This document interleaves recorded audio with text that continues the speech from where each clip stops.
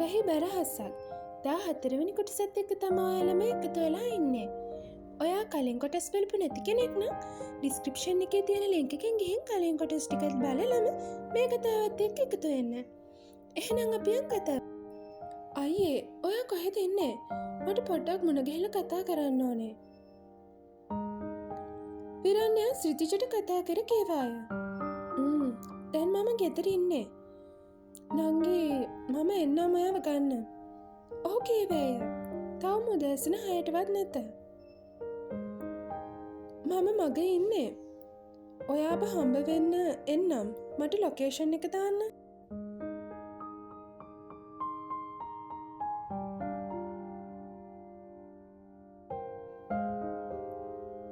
කෙල්ල කීවාය. ඇය මිනිත්තු කීපයක් ඇතුළත ඔහුගේ නිවස ඉදිරි පිටට පැමිණ විදුලි සීනුව නාද කළාය. මෙච්චර ඉක්මනට පියාඹලා දාවේ. අනිකයි තනියම ආවේ. කොච්චර නම් කියනවද? සිතිච දොස් කියන්නට විය. කෙල්ල බිම බලාගෙන නිහඬව සිටියේ වරදයගේ නිසාය. හරි අනේ. ප්‍රශ්නයක් නොවී ආවනේ. යමුකෝ කියන්න.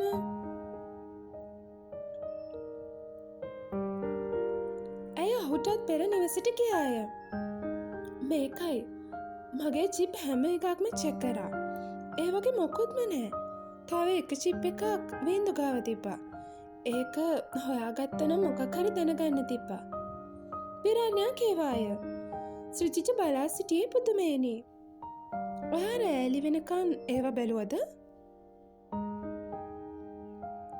ශ්‍රිතිජ ඇසුවේය. මම කිසිම විදිහකින් මෙහෙම දෙයක් දැනන් හිටියේ නෑ. මගේ වරදක්ද කියලා හොයාගන්න ඕනේ වුණා. මම වින්දු එක්ක රණ්ඩු කරනවා තමා. ඒත් එයාට කරදරයක් කරන්න මට ඕනේ නෑ. ඒකයි මේ. කෙල්ල කීවේ තරමක කනගාටුවෙනි. ඒක සැරටිම වැදිලා. හරි, අපි යමුකෝ. ඔයාගේ අවසාන චිප් එක ගන්න.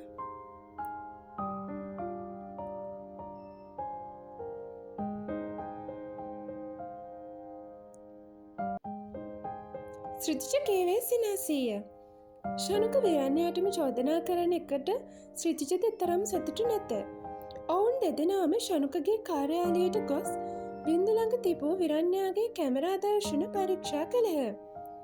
එහි තිබුණු වීඩියෝ දර්ශන කීපයක් නොමැති බවක් ඔවුන්ට තේරුණි. ඒ කපා ඉවත් කළ ස්වභාවයක් ඔවුන්ට දක්නට ලැබුණි. මේකේ ඉතුරු කොටස කොහෙද? තව තිබ්බා.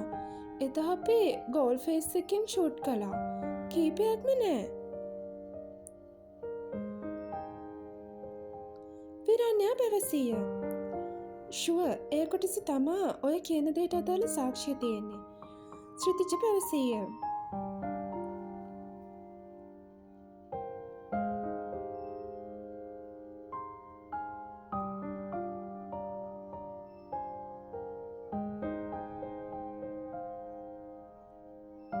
ඉතින් කොහොමද ඒක දැන් හොයාගන්නේ?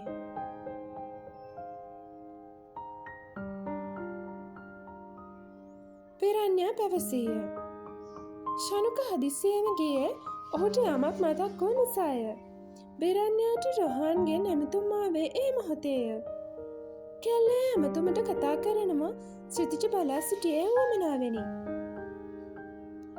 වසර කීපයකට පෙර. මොකක්දනේ? කොයි වෙලෙත් මොකක් හරි ප්‍රශ්නයක් කරගන්නවා. අපිට සැනසීමක් නම් දෙන්නෙම නෑ.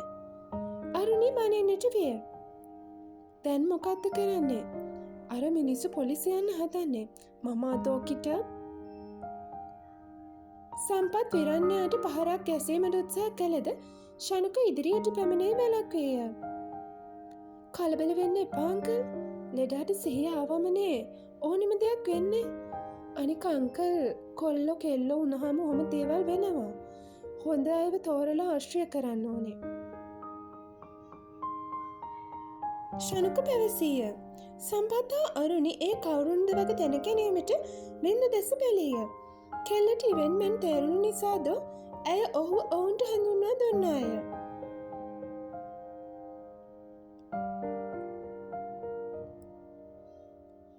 පුංචි, මෙහෙමගේ යාළුවෙක්.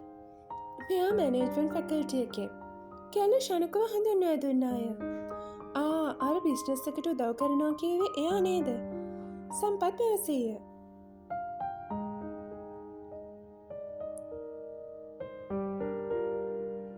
පින්දුට ප්‍රමාද වෙන නිසා ඇය රෝහලට කියද ශනුක එහි රැඳුනේ. රෝහන්ට සිහිය පැමිණි පසු ඔහු වරද තමාගේ බව පවසා කාර්යය නිරාකරණය කළාය. ප්‍රභාෂි සමග රශ්මික කතා නොකරන නිසා කෙල්ල රශ්මික හමුවීමට ගියේ ඔහුට බොරුවක් පවසාය. අයියේ මට අමාරු පාඩම් වගයක් තියෙනවා කියලා දෙනවද?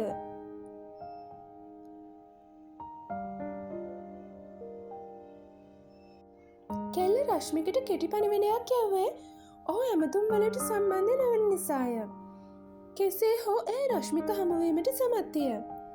ඔහු සුපුදු ආකර්ශනීය විලාසයෙන් ඇය හා කතා නොකරන නිසාම කෙල්ල ඔහුගෙන් ඒ පිළිබඳව විමසීය. ඔච්චර ළඟින් ආශ්‍රය කරලත් ඔයා මට ඔයාගේ බොයිෆ්‍රෙන්ඩ් ගැන කිව්වේ නෑනේ. ඔහු කීවේය. කෙල්ල පුදුම වූයේ නොමැති පෙම්වතෙක් ගැන ඇයි මොනවා කියන්නද කියාය. මට බොයි කෙනෙක් නෑ අයියේ. කෙල්ල කීවාය. අනේ ඇත්තද? ඒක නෙමෙයි මොකද්ද දැනගන්න ඕනේ.